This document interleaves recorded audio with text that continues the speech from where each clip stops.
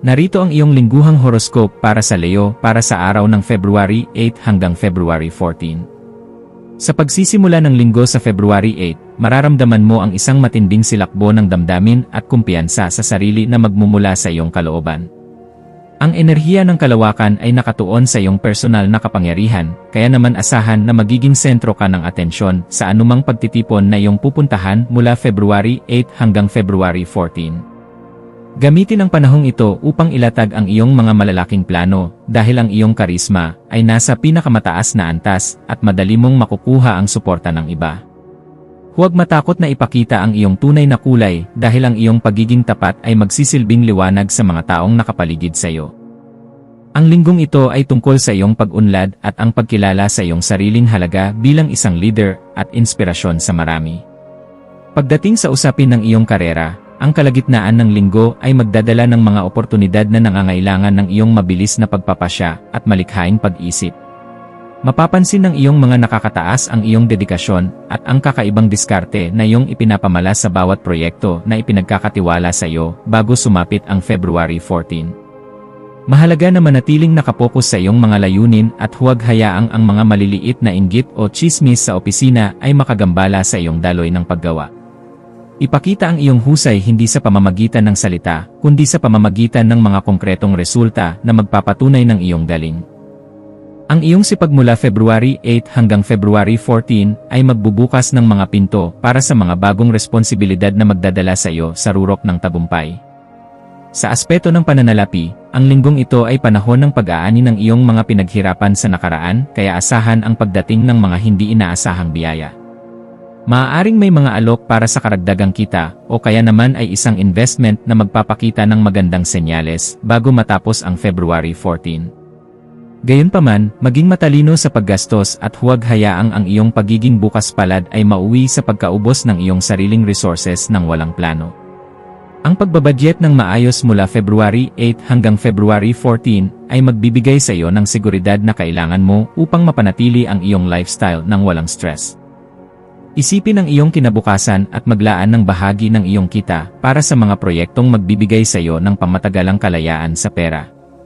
Ang iyong buhay pag-ibig ay magiging puno ng kulay at pasyon, lalo na habang papalapit ang araw ng February 14 na talaga namang nakalaan para sa puso.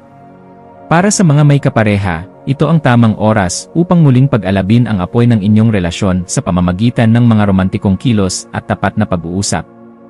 Ang pagbibigay ng atensyon sa pangangailangan ng iyong sinta ay magbubunga ng mas malalim na koneksyon at pag-unawa sa isa't isa mula February 8 hanggang February 14. Para naman sa mga single, ang iyong nagniningning na aura ay makaakit ng mga bagong tagahanga na hahanga sa iyong lakas ng loob at talino. Huwag matakot na buksan ang iyong puso sa mga bagong karanasan dahil ang pag-ibig ay nasa paligid mo lamang at naghihintay ng tamang pagkakataon. Sa larangan ng kalusugan, kailangan mong bigyang pansin ang iyong stamina at ang sapat na pahinga ng iyong puso at katawan pagkatapos ng mahabang trabaho. Ang iyong pagiging aktibo mula February 8 hanggang February 14 ay maaaring magdulot ng pagkapagod kaya mahalaga na uminom ng maraming tubig at kumain ng masustansya. Subukang isama ang meditasyon o panalangin sa iyong routine upang mapanatili ang iyong mental na kapayapaan sa gitna ng iyong abalang schedule. Iwasan ang mga bisyo na maaaring makasama sa iyong lalamunan o boses dahil kailangan mo ang iyong boses para sa pakikipag-ugnayan sa iba. Ang paglalaan ng oras para sa sarili ay hindi pagiging makasarili kundi isang paraan upang mas lalo mo pang mapagsilbihan ang mga taong umaasa sa iyong lakas. Sa pakikipag-ugnayan sa iyong pamilya, maging mas mapagkumbaba at lawakan ang iyong pangunawa lalo na sa mga nakababatang miyembro ng inyong tahanan. Maaaring may mga hindi pagkakaunawaan na sumulpot mula February 8 hanggang February 14, ngunit ang iyong pagiging mapagpatawad ang magbabalik ng harmonya sa inyong pamilya. Maglaan ng oras para sa isang masayang salusalo kung saan ang lahat ay makakapagbahagi ng kanilang mga saloobin ng walang takot sa panghuhusga. Ang iyong tahanan ay dapat maging sanctuary mo mula sa ingay ng mundo, kaya panatilihin itong puno ng pag-ibig at positibong enerhiya. Ang suporta ng iyong mga mahal sa buhay ay magsisilbing pundasyon mo upang lalong maging matapang sa pagharap sa mga pagsubok sa labas ng bahay. Pagdating sa iyong mga kaibigan, asahan ang mga paanyaya para sa mga social gatherings na magbibigay sa iyo ng pagkakataon na makapag-relax at makasalamuha ang iba. Ang iyong pagiging masiyahin at galante ay magiging dahilan kung bakit marami ang gustong mapalapit sa iyo mula February 8 hanggang February 14. Maging mapili lamang sa mga taong iyong pagkakatiwalaan ng iyong mga sikreto upang maiwasan ang anumang aberya sa hinaharap. Ang pakikipag-ugnayan sa mga kaibigang matagal mo nang hindi nakakausap ay magbibigay ng bagong inspirasyon at saya sa iyong puso. Gamitin ang iyong impluensya upang makatulong sa isang kaibigan na nangangailangan ng payo o moral na suporta dahil ang iyong mga salita ay may malaking epekto sa kanilang pananaw. Ang iyong espiritualidad ay nangangailangan din ng pagkalinga, kaya maglaan ng oras para sa pagninilay-nilay tungkol sa iyong mga tunay na hangarin sa buhay. Ang pagkakaroon ng koneksyon sa iyong panloob na sarili mula February 8 hanggang February 14 ay makakatulong upang manatili kang grounded sa kabila ng iyong mga tagumpay. Pasalamatan ang lahat ng biyaya na iyong natatanggap, maliit man o malaki, dahil ang pusong mapagpasalamat ay makaakit ng mas maraming milagro. Manalangin ng may tapat na puso at hilingin ang gabay para sa iyong mga susunod na hakbang sa buhay upang hindi ka maligaw ng landas. Ang iyong pananampalataya ang magiging kalasag mo sa mga panahong pakiramdam mo ay mag-isa ka sa pagharap sa mga malalaking hamon ng tadhana. Sa aspeto ng iyong mga libangan o hobbies, subukang ilabas ang iyong pagiging malikhain sa pamamagitan ng sining, musika, o pag-arte na magpapakita ng iyong talento. Ang paggawa ng mga bagay na nagpapasaya sa iyong puso mula February 8 hanggang February 14 ay isang epektibong paraan upang maalis ang stress sa iyong sistema. Maaaring makatuklas ka ng isang bagong hilig na magbibigay sa iyo ng fulfillment na hindi mo mahanap sa iyong regular na trabaho sa opisina. Huwag mahiyang ibahagi ang iyong mga gawa sa social media o sa iyong mga kakilala dahil marami ang hahanga sa iyong kakayahan. Ang iyong pagiging artistic ay isang biyaya na dapat mong pagyamanin at gamitin upang magbigay ng kulay sa iyong paligid at sa buhay ng iba. Maging maingat sa iyong pakikipag-usap sa mga tao, lalo na kung ikaw ay nasa posisyon ng kapangyarihan upang hindi ka lumabas na mayabang o mapagmataas. Ang iyong tono ng pananalita ay mahalaga mula February 8 hanggang February 14 dahil maaari itong makabuo o makasira ng ugnayan sa iyong mga kasama. Piliin ang mga salitang gagamitin ng may pag-iingat at laging isipin ang mararamdaman ng iyong kausap bago ka magbitiw ng mga direktang pahayag. Ang pagiging malumanay ngunit matatag ay mas epektibo kaysa sa pagiging agresibo sa pagpapahayag ng iyong mga kagustuhan at mithiin. Ang iyong integridad ay masusubok sa kung paano mo pakikitunguhan ang mga taong walang maibibigay na pabor sa iyo, kaya manatiling mapagkumbaba sa lahat ng oras. Sa aspeto ng paglalakbay, ang linggong ito ay mainam para sa mga short trips o out-of-town errands na magbibigay sa iyo ng bagong kapaligiran. Ang pagbabago ng tanawin mula February 8 hanggang February 14 ay makakatulong upang muling mabuhay ang iyong mga ideya at mawala ang iyong pagkabagot. Siguraduhin na handa ang iyong sasakyan o ang iyong schedule upang hindi ka ma-stress sa mga logistics ng iyong pagpunta sa iba't ibang lugar. Maaaring makatagpo ka ng isang tao sa iyong bayahe na magbibigay sa iyo ng isang mahalagang impormasyon na magagamit mo sa iyong trabaho o negosyo.